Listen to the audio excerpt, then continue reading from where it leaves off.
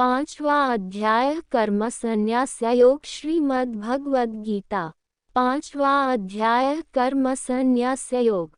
तीसरे और चौथे अध्याय में अर्जुन ने भगवान श्री कृष्ण के मुख से कर्म की अनेक प्रकार से प्रशंसा सुनकर और उसके अनुसार बरतने की प्रेरणा और आज्ञा पाकर साथ साथ में यह भी जाना कि कर्मयोग के द्वारा भगवत स्वरूप का तत्व ज्ञान अपने आप ही हो जाता है। चौथे अध्याय के अंत में भी भगवान ने उन्हें कर्मयोग प्राप्त करने को आज्ञा दी है, परंतु बीच बीच में ब्रह्माज्ञावप्रे यज्ञम यज्ञ नवोपजुन्ति तद्विद्धि प्राणिपातेन आदि वचनों के द्वारा ज्ञानयोग की कर्म संन्यास की प्रशंसा सुनी। इससे अर्जुन इन दोनों में अपने लिए कौन सा साधन श्रेष्ठ है उसका निश्चय न कर सका, इसलिए उसका निर्णय अब भगवान के श्रीमुख से ही हो। इस उद्देश्य से अर्जुन पूछते हैं।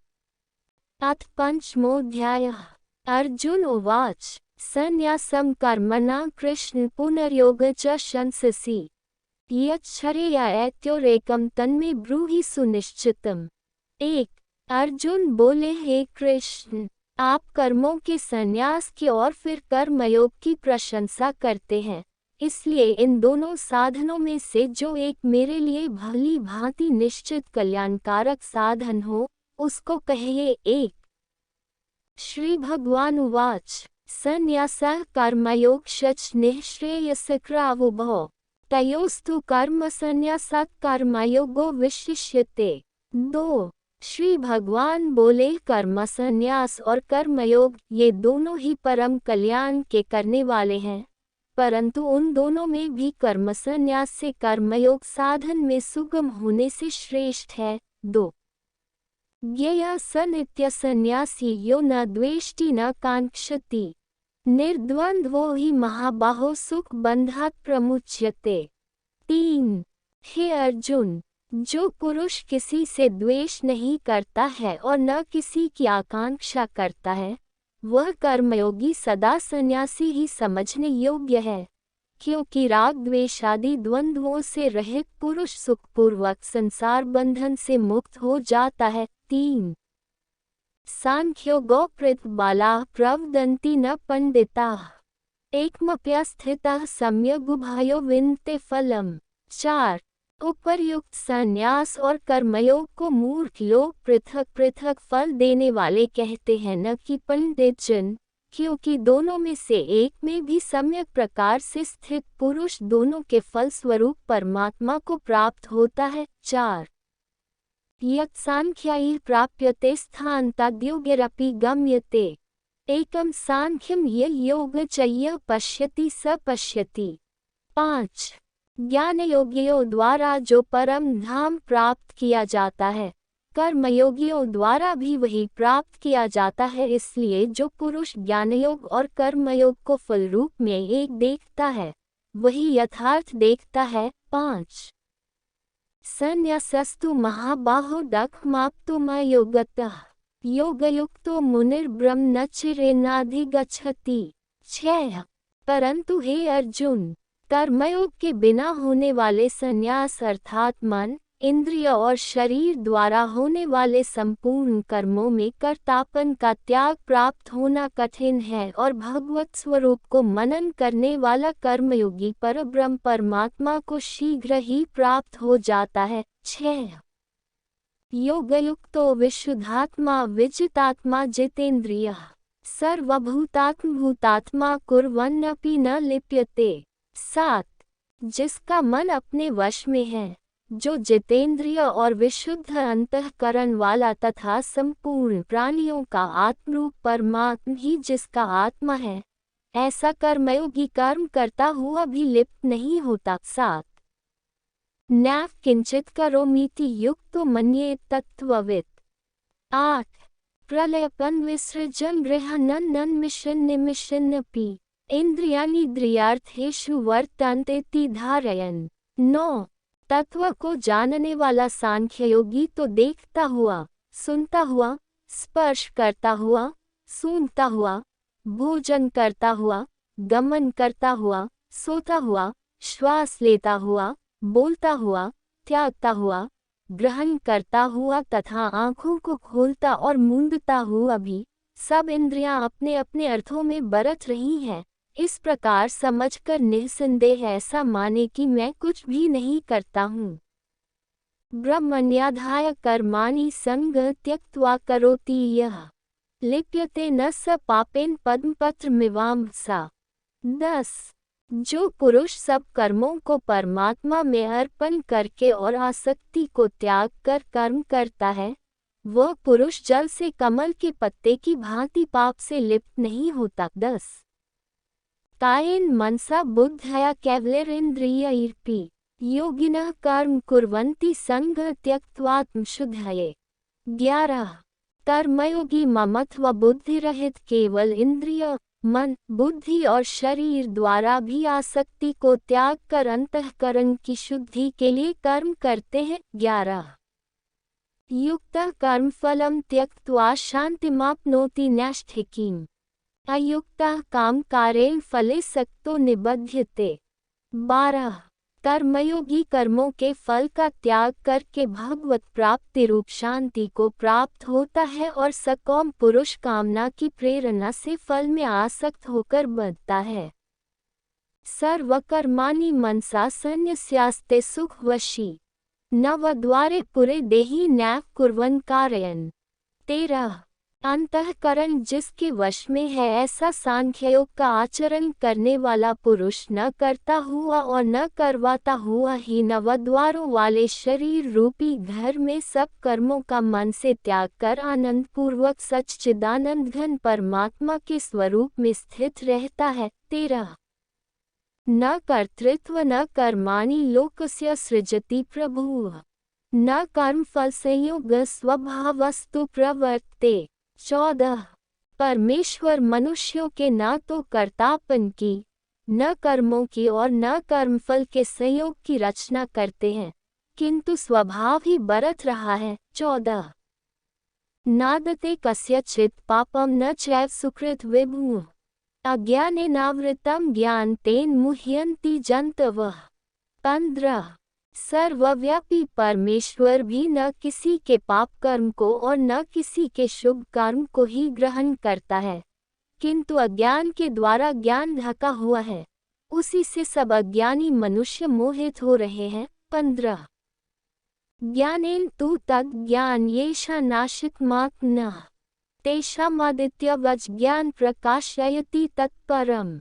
16 परंतु जिनका वह ज्ञान परमात्मा के तत्व ज्ञान द्वारा नष्ट कर दिया गया है, उनका वह ज्ञान सूर्य के सदृश उस सच्चिदानंद घन परमात्मा को प्रकाशित कर देता है। 16 तद्बुद्धयस्तदात्मानस्तन्निष्ठास्तत्प्रायणाः गच्छन्त्य पुनरावृत्तिं ज्ञाननिर्धूतकल्मषाः। 17 जिनका मन तद्रूप हो रहा है, जिनकी बुद्धि तद्रूप हो रही है और सच्चिदानंद घन परमात्मा में ही जिनकी निरंतर एक ही भाव से स्थिति है, ऐसे तत्परायण पुरुष ज्ञान के द्वारा पाप रहित होकर अपुनरावृत्ति को अर्थात परम गति को प्राप्त होते हैं। 17 विद्या विनय संपन्ने ब्राह्मणे गविहस्तिनि शुनि चैव श्वपाके च पंडिता समदर्शिनः।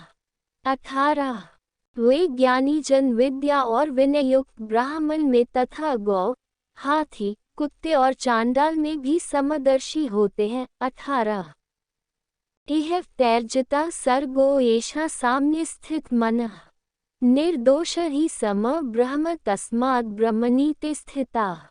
19 जिनका मन संभाव में स्थित है, उनके द्वारा इस जीवित अवस्था में ही संपूर्ण संसार जीत लिया गया है, क्योंकि सच्चिदानंद घन परमात्मा निर्दोष और सम है, इससे वे सच्चिदानंद घन परमात्मा में ही स्थित है। 19 न प्रहृष्येत प्रियम प्राप्य नोद्विजेत प्राप्य चाप्रियम स्थिर बुद्धिर्स्मूह ब्रह्मविद ब्रह्मणि स्थितः।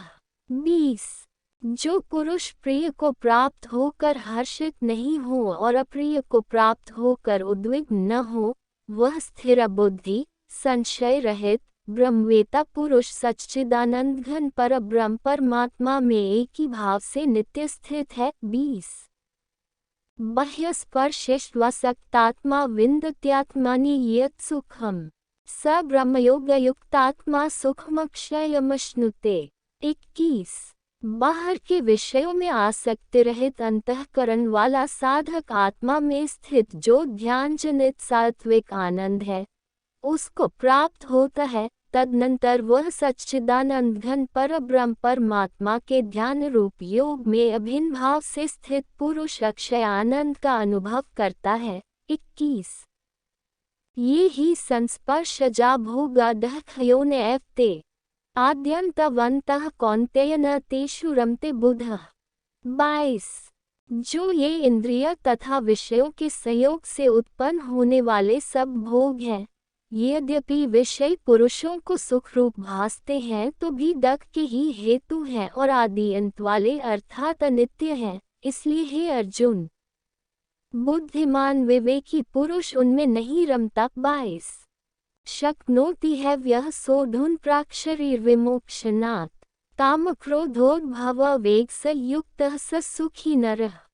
23।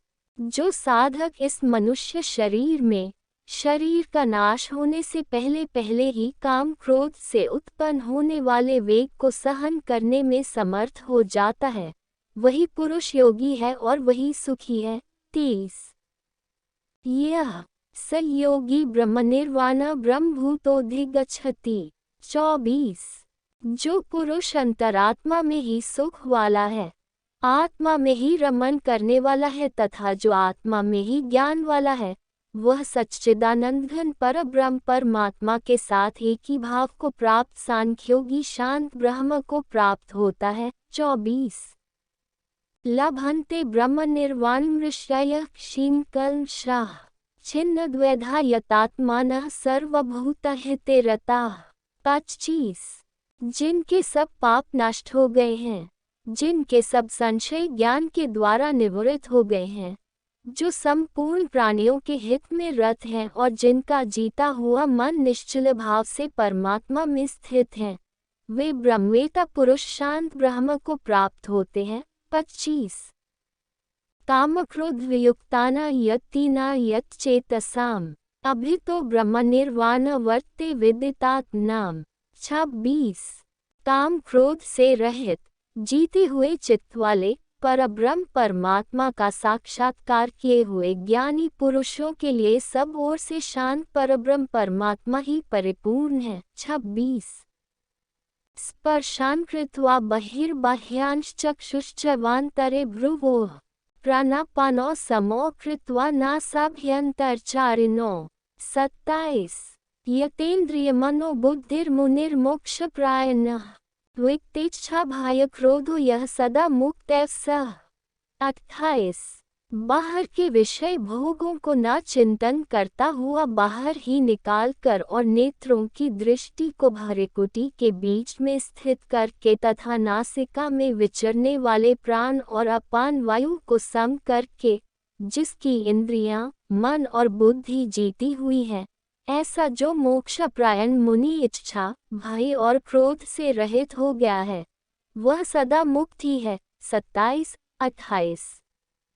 भोक्तार यज्ञ तपसा सर्वलोक महेश्वरम सुहृदम सर्वभूताना ज्ञात्वा मां शांतिम रक्षति। 29।